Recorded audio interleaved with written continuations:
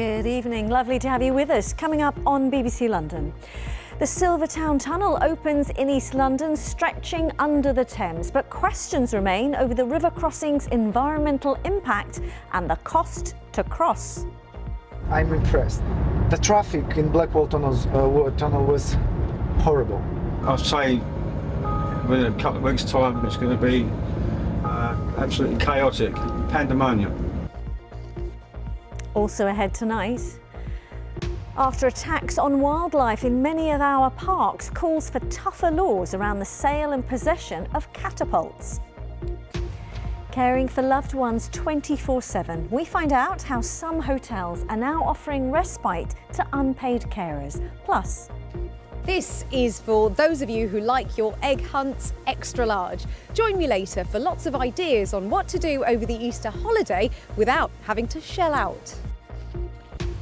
and another symbol of spring, you've been sending in your pictures of some terrific tulips around the capital.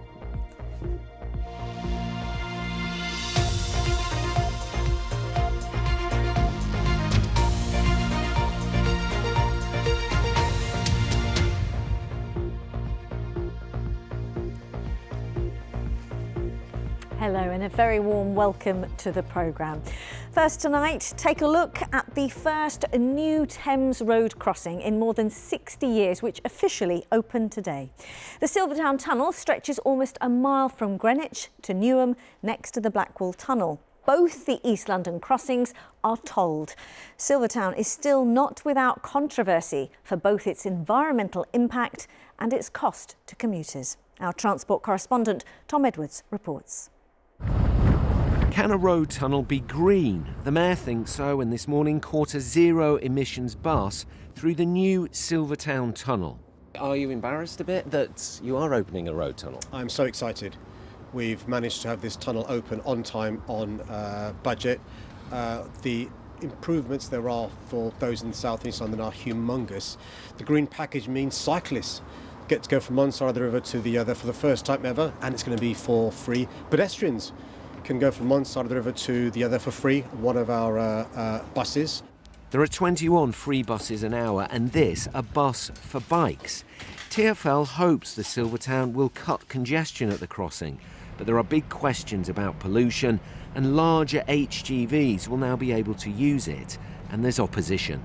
I feel angry, I feel disappointed, I feel sorry for the children in the future who have to put up with this extra traffic, extra pollution.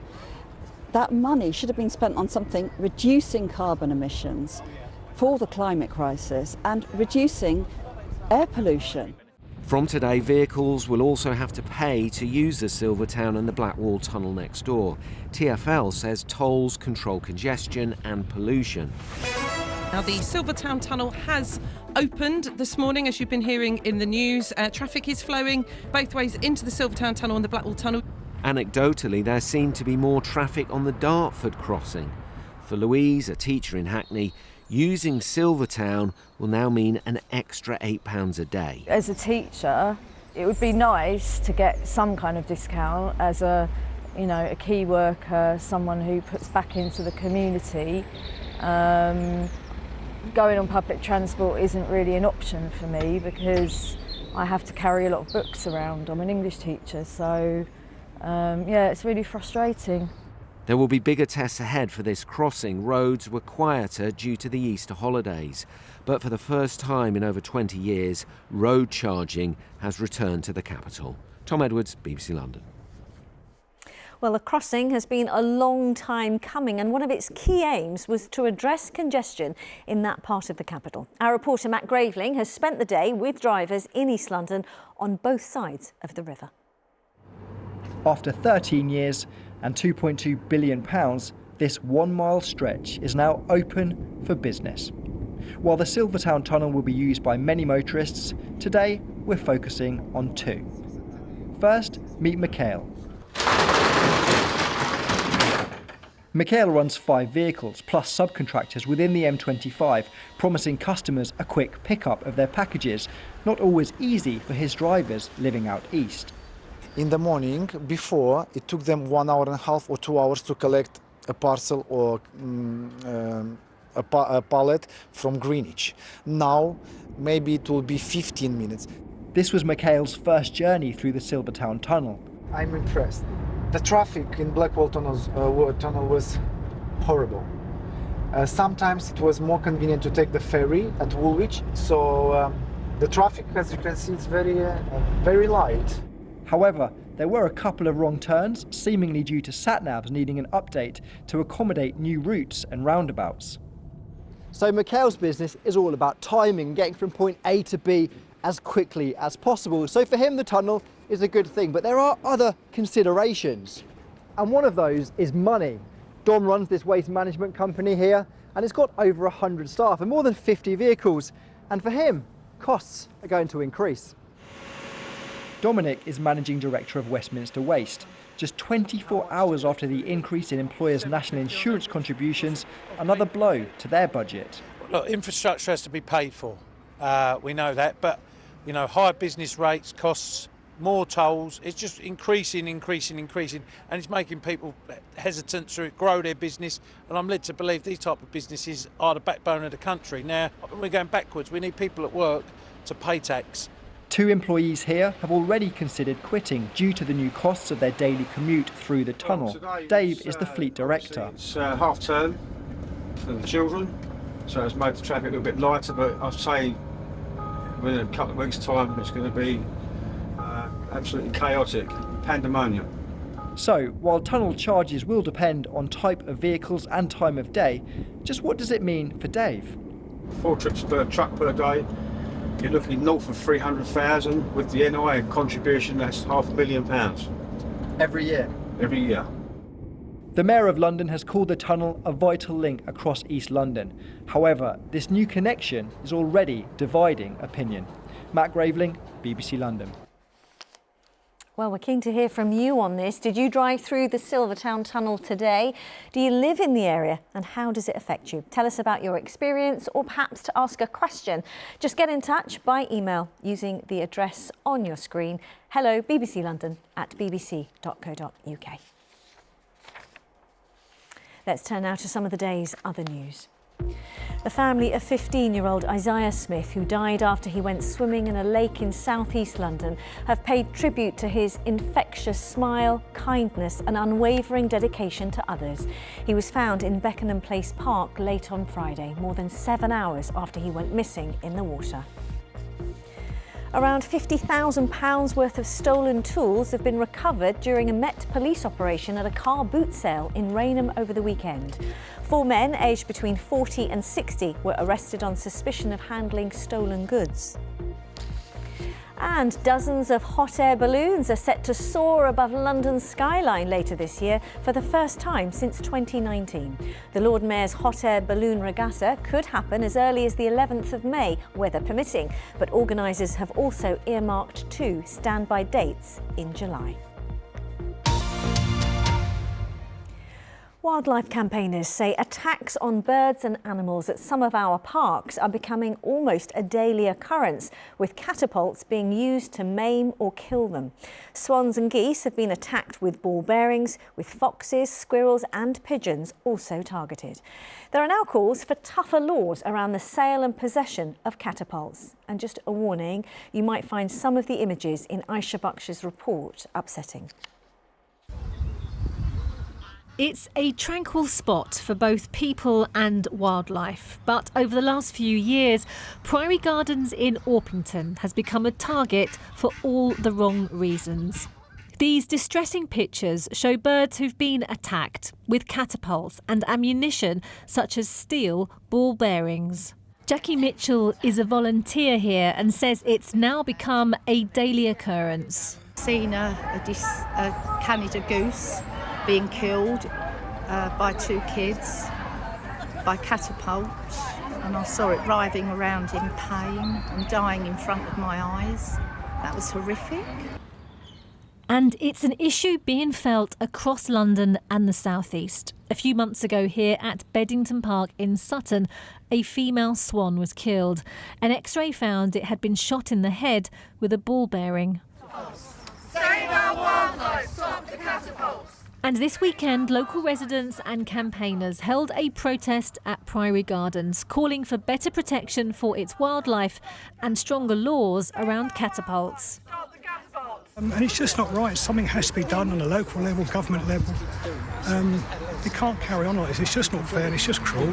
It's just cruel. They're not silly, these youths. They're not here all the time. And the police can't be here 24/7. So we need the public on our side to stop this. And parents, they need to take responsibility. It's not currently illegal for anyone to buy or carry a catapult. The park protest was organised by wildlife campaigner Ray Gilal, who says the legislation needs changing. So we need to introduce regulation around the sale and carrying of catapults. They are potentially a very dangerous weapon. A child should not be able to access a weapon that can cause so much damage to people, animals, property. What we want to see is age restrictions on who can buy a catapult, a bit similar to how they're talking about introducing age verification if someone buys a knife. The Met Police say an investigation into the attacks is ongoing, and 2 teenagers were recently arrested in Orpington and catapults seized. And while an online petition to the government is gathering support, the Home Office say there are legitimate catapult owners, but the issue is under review. Aisha Baksh, BBC London. Meanwhile, you might remember a few weeks ago we brought you the story of the first eggs being laid by peregrine falcons on top of St Albans Cathedral. Well, the live stream has now been taken offline after the eggs appeared to be deliberately smashed. Many viewers of the feed reported an individual seen walking across the nest, destroying the eggs. Hertfordshire Police said it was investigating the incident. And the falcons have now established the site as their breeding site, this being the 5th year. The pair had laid 3 eggs in the shingle nesting tray, which replicates their natural cliff-top nesting habitat. Thanks for joining us this Monday. Still to come before 7. I'm here in this glorious field of tulips, but it's not in Holland, it's actually in Hertfordshire.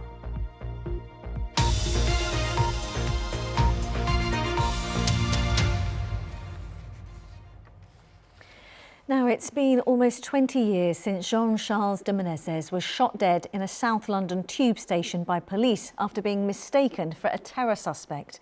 His family says they will continue to fight for justice and have welcomed a new TV drama which explores the events around his killing. Adina Campbell has this report. Suspect, a new 4-part drama about the tragic death of Jean-Charles de Menezes. The Brazilian electrician was mistaken for a terrorist and shot dead by police at Stockwell tube station.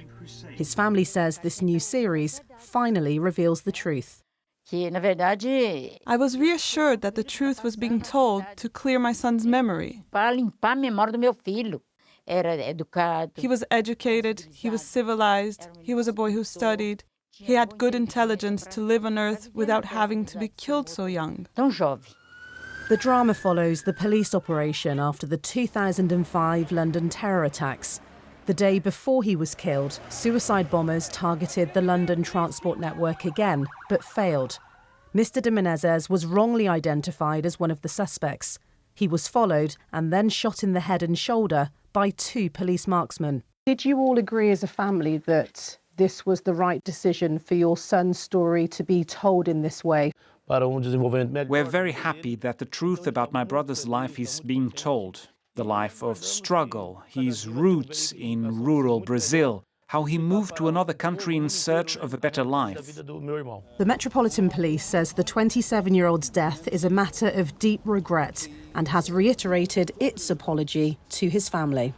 The series was written and exclusively produced by Jeff Pope, who says it's taken 5 years to make. This is a huge responsibility, and this wasn't something that you could short circuit. It was an incredibly difficult piece to wrangle, to kind of understand what you wanted to say. So I'm sure you're all now aware of the shooting by CO19 officers at Stockwell Tube Station. The Metropolitan Police was found guilty of breaching health and safety laws and fined. An inquest jury later returned an open verdict, and cleared Dame Cressida Dick, who was in charge of the operation, of any blame.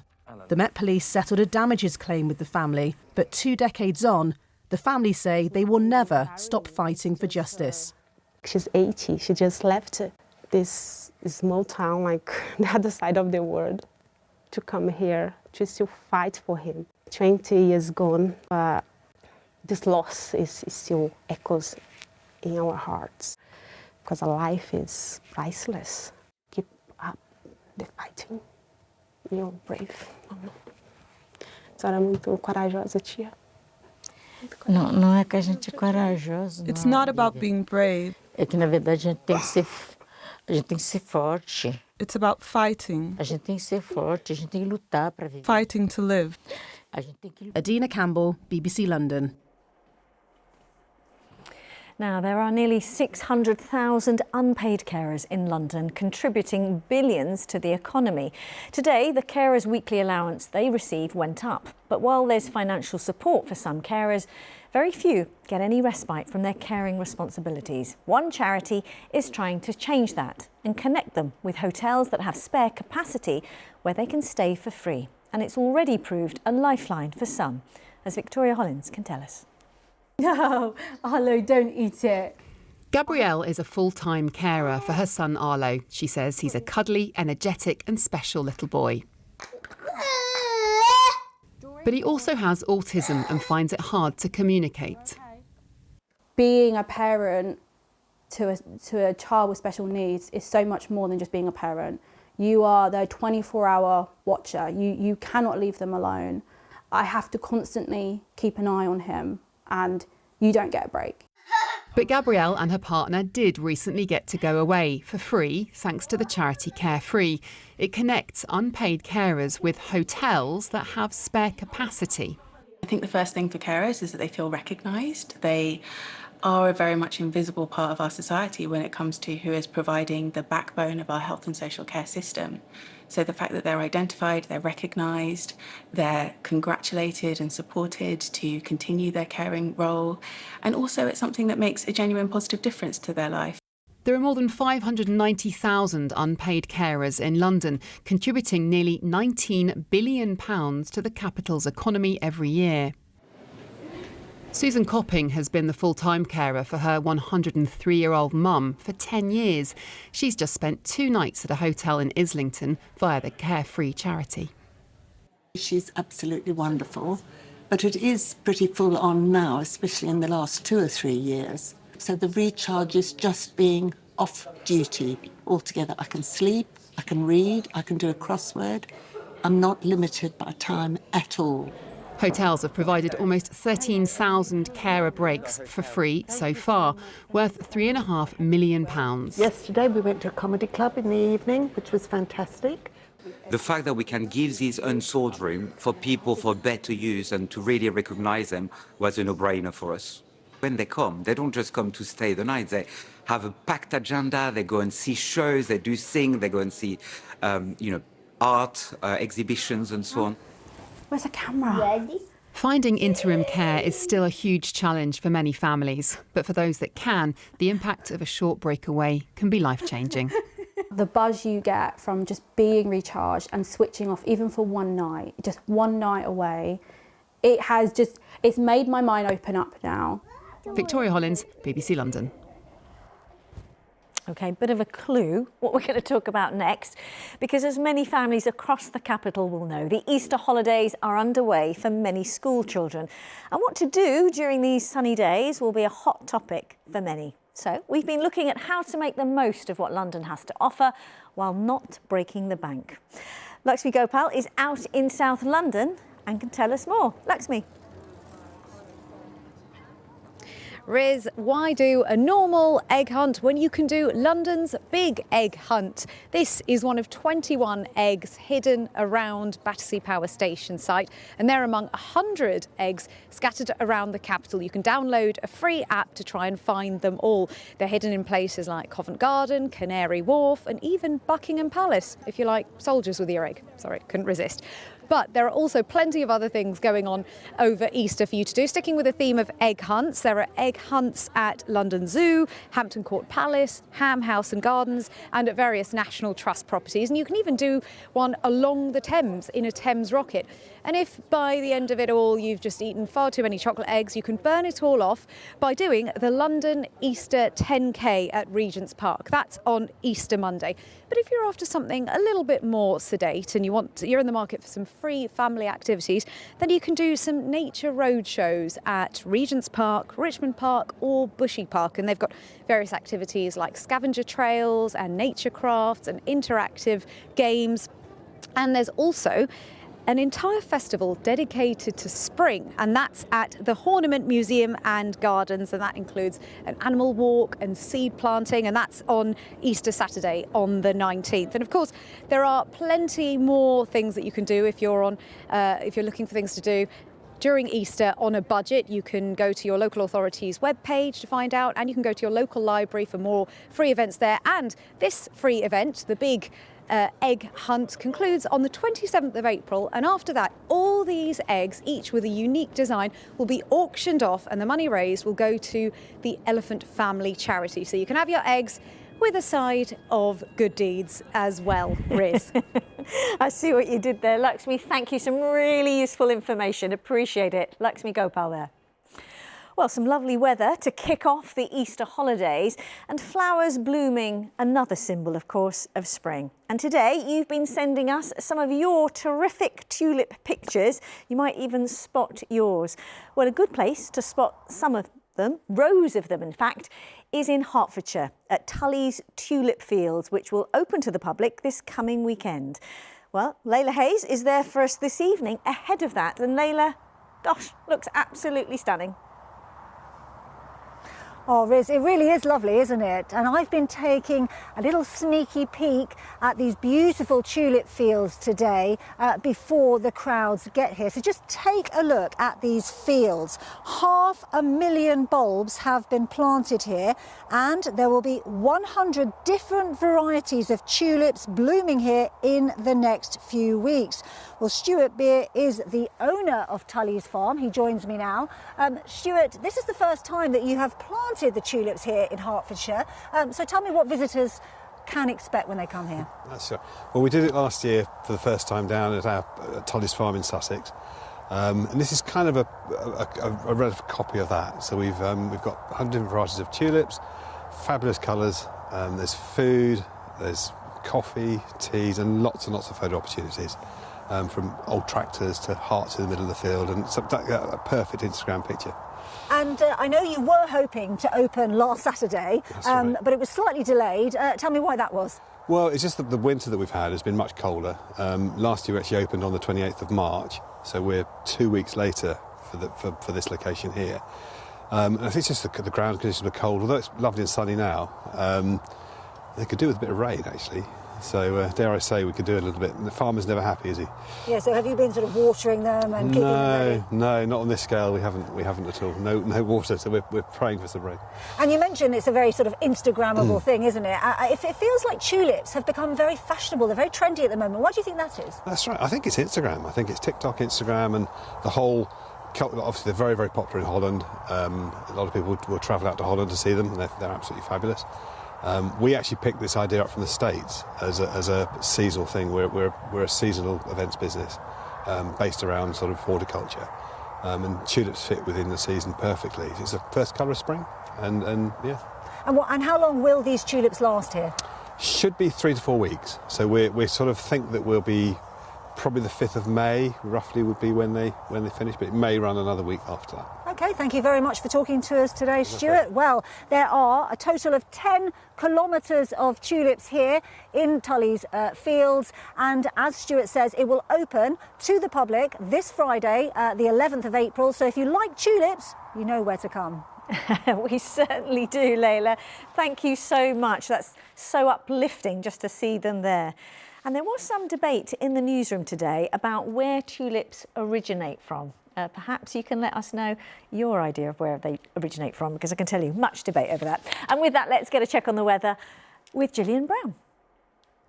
Hello there, good evening to you. Well, it's been a beautiful day for many of us across the capital. Plenty of blue sky, the tulips there looking absolutely glorious in that sunshine, and it's been widespread sunshine elsewhere as well. This was Westminster earlier on this afternoon, really beautiful blue sky, not a cloud actually, and tonight, apart from some patchy mist and fog, it will stay clear, so it will give the chance for a little bit of frost to develop and quite a chilly start in that case first thing tomorrow morning. But this is tonight, so very clear, not a lot of cloud at all, apart from that little bit of mist and fog that we might see forming in some spots. Our temperatures could reach down to freezing, so it will be a cool start tomorrow, but once that mist and fog clears away, plenty of sunshine through the course of your Tuesday morning, staying that way into the afternoon. So lots of widespread brightness, not really any cloud at all. Anything we get will be very patchy and light, and our temperatures could reach 17 or 18 degrees. So as we take ourselves through Tuesday evening